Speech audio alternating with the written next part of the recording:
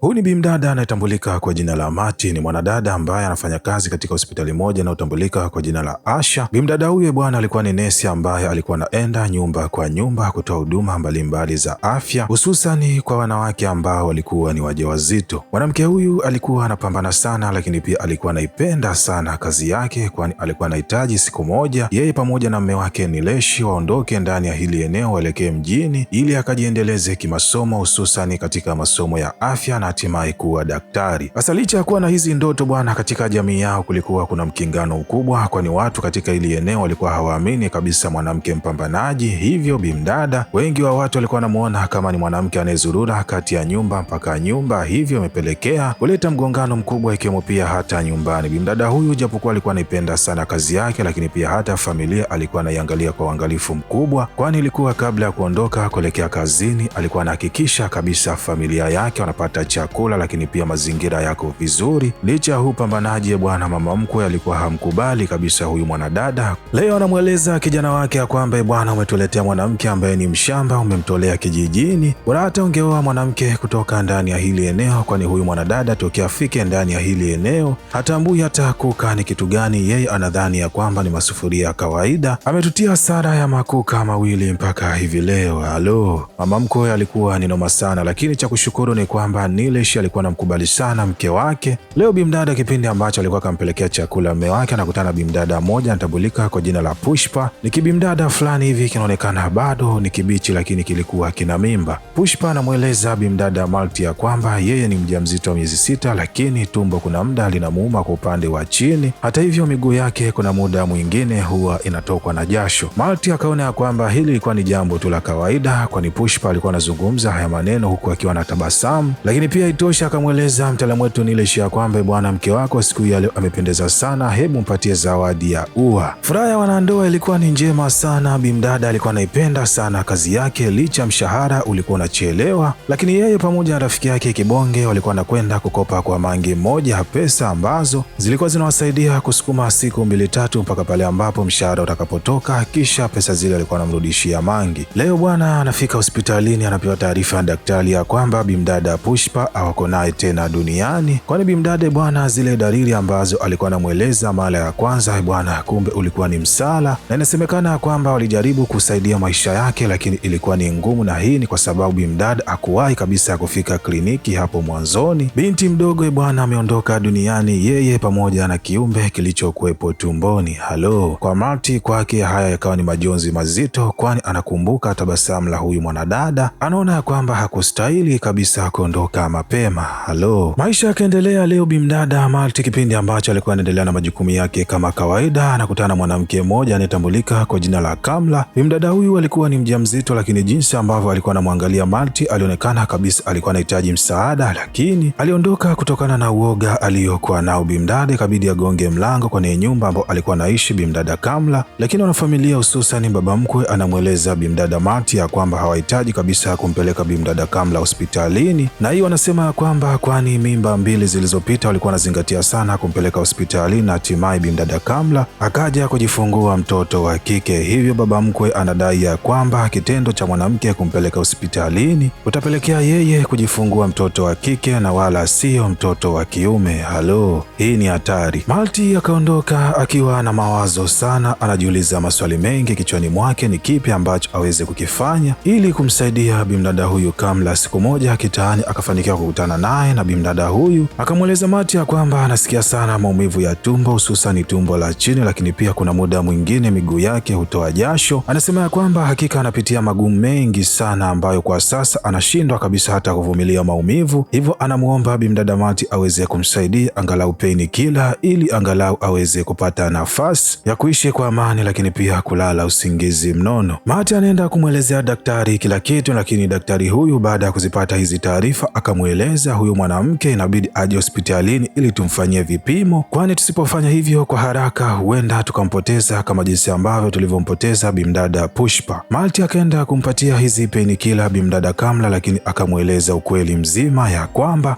inabidi wafanye juu chini ili yeye ampeleke hospitalini aende akafanye uchunguzi zaidi ili wajue watamsaidiaje, kwani la sivyo huenda jambo baya likamkuta. Halo, akiwa bado anatafakari bwana, huku upande wa nyumbani leo baada ya kufika magetoni bwana, anakuta mume wake akiwa na mangeo ya kutosha. Anauliza kulikoni bwana, anaanza kupewa mchapo ya kwamba kumbe kazini, sehemu ambapo mwamba alikuwa anafanyia kazi, baadhi ya wanaume huwa wanamtania sana, lakini pia wakimsema vibaya mke wake wanadai ya kwamba ni mwanamke anayetembea nyumba kwa nyumba, hivyo anadhani ya kwamba huenda akawa na tabia mbaya. Hali hii pamoja na midomo michafu ambayo waungwana walikuwa wanaizungumza haikuweza kabisa kumfanya Nilesh akae kimya, bali yeye akaamua kuingia mtukati na kuweza kuzichapa. Baba mkwe anainua kinywa, anamweleza mwanamama ya kwamba hakika mimi sikuwahi kuzungumza jambo lolote kutokana na kazi unaoifanya, lakini kwa sasa ninatamani sana uachane na hiyo kazi ya unesi unaoifanya, kwani ni kazi ambayo inafanya sasa familia yetu inakosa heshima hapa kijijini. Halo, Marty atafanya nini? Je,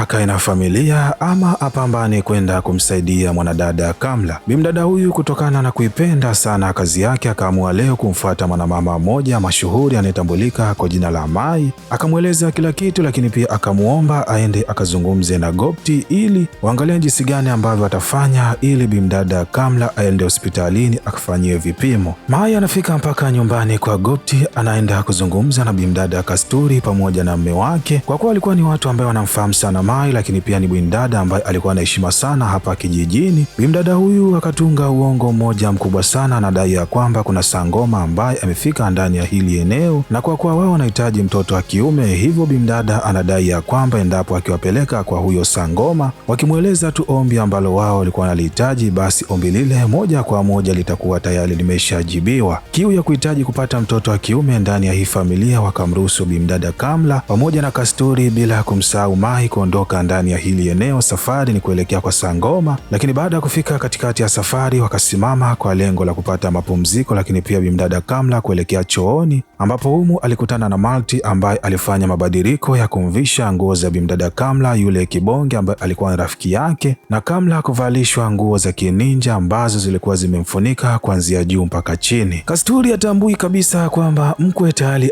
alishabadilishiwa bwana, kwa kuwa alikuwa akajifunika veil katika uso wake. Safari watu hawa wawili bwana inawapeleka mpaka kwa sangoma. Baada ya kufika hapa akamweleza shida yake. Sangoma huyu ambaye alikuwa tayari alishapangwa na bimdada Mai akawapatia maelekezo ya kwamba wakiondoka ndani ya hili eneo basi wao watambua ya kwamba tayari walishampata mtoto wa kiume, lakini wasije wakageuka nyuma hata kidogo. Halo, wanaondoka wakiwa wanaamini maneno ya yule sangoma, lakini huku upande wa pili kwa bimdada Kamla anafika hospitalini akiwa kaongozana na bimdada Marty na kuanza kufanyiwa vipimo. Vipimo vinakamilika, bimdada anaelezwa kwamba una tatizo la preeclampsia.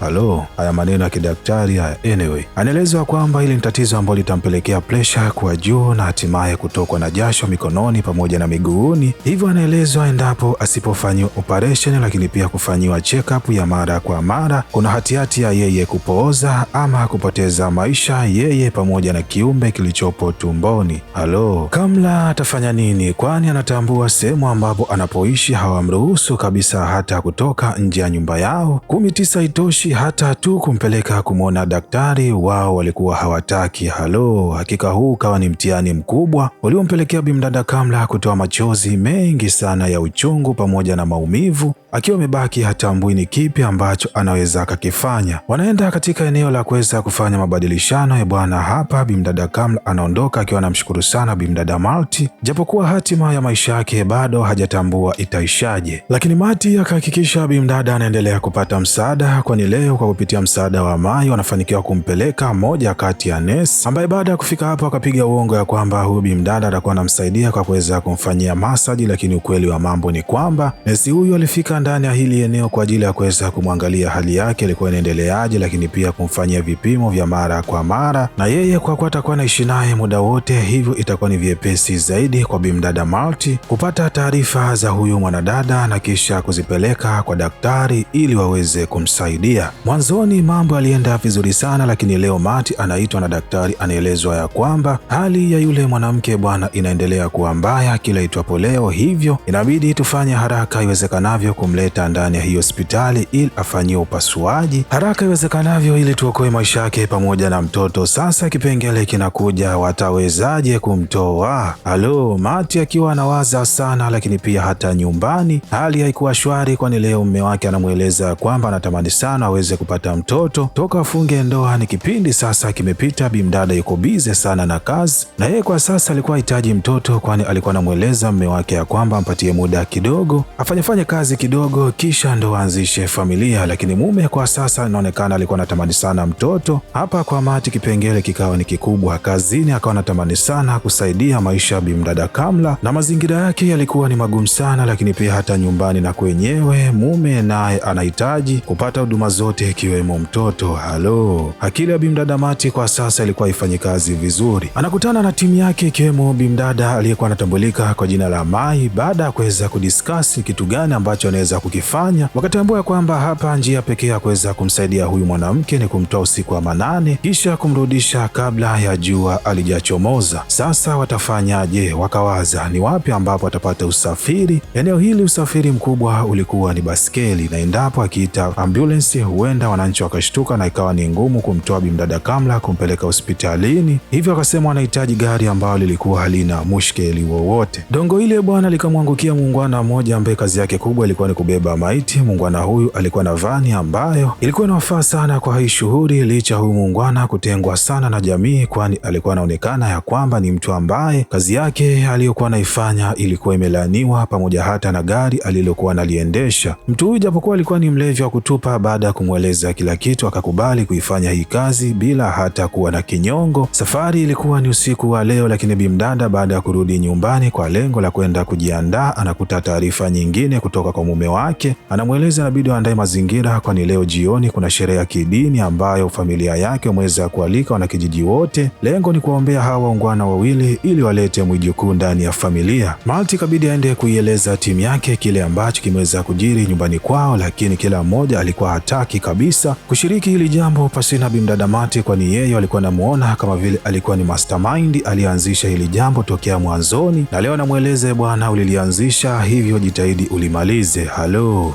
Malti atafanya nini? Akajitahidi sana kwenda kuzungumza na mume wake na kumweleza hali halisi juu ya bimdada Kamla, lakini mume akawa ni mbishi. Anamweleza mke wake endapo akiondoka ndani ya hili eneo yeye atawaambiaje wananchi ambao wamefika ndani ya hili eneo kwa lengo la kuwafanyia wao ibada. Halo, dada akabaki njia panda. Je, aondoke aende kazini ili aende akasaidia maisha ya bimdada Kamla, ama abaki ndani ya hili eneo ili kuokoa ndoa yake pamoja pia na kuokoa heshima ya familia? Huu ulikuwa ni mtihani mzito sana, lakini pia ilikuwa ni ndoa ambayo ilikuwa na misumali iliyokuwa katika kichwa cha bimdada. Akaona atafanya nini. Safari ikampeleka mpaka kwa bimdada Kamla na kwenda kumweleza kwamba inabidi auvue uoga na kuheshimu sana hii familia, bali achukue maamuzi ya kutoka humu ndani. Naye anasema kwamba wakati wa jioni inabidi wakutane upande wa nje, asipofanya hivyo basi ajihesabie kutokuwa na uwezo wa kuweza kusaidia maisha yake yeye pamoja hata na kiumbe kilichopo tumboni. Kamla akaona usinitanie, lakini pia kipindi ambacho mazungumzo alikuwa anaendelea, bwana, kumbe mume alikuwa anasikia kila kitu.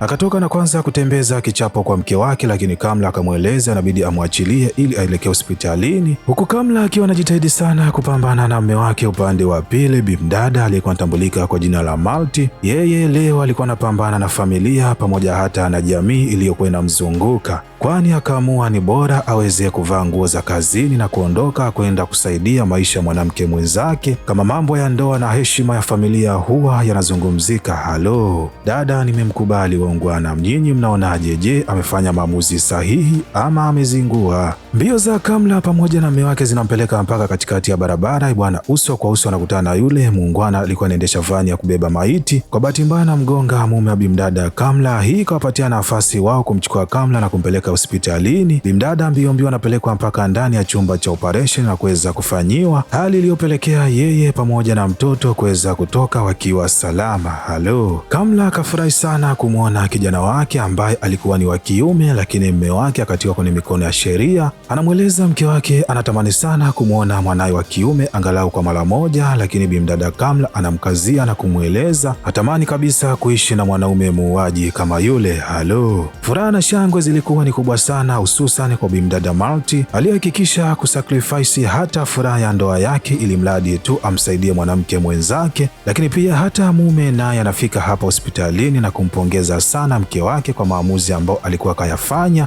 Hakika jamii inahitaji wanawake kama hawa, lakini pia hata wanaume kama hawa ambao wanawasapoti sana wake zao. Ama nyinyi waungwana mnaonaje? Anyway, lakini pia naweza kusema ya kwamba hongereni sana kwa wanawake wote ambao mnajitahidi kila itwapo leo kupambana kukaa na mimba miezi 9. Hiki sio kitu cha kitoto. Halo, respect sana kwenu. Lakini pia nami nasema hapa ndo mwisho wa video yetu, na kama umeipenda hadithi hii ama umeenjoy ama umejifunza jambo jipya, basi usisahau kushare, kulike na kusubscribe ili kuwa mwanafamilia kupata vigongo vikali vilivyonyooka na kupoa kama hivi kila siku.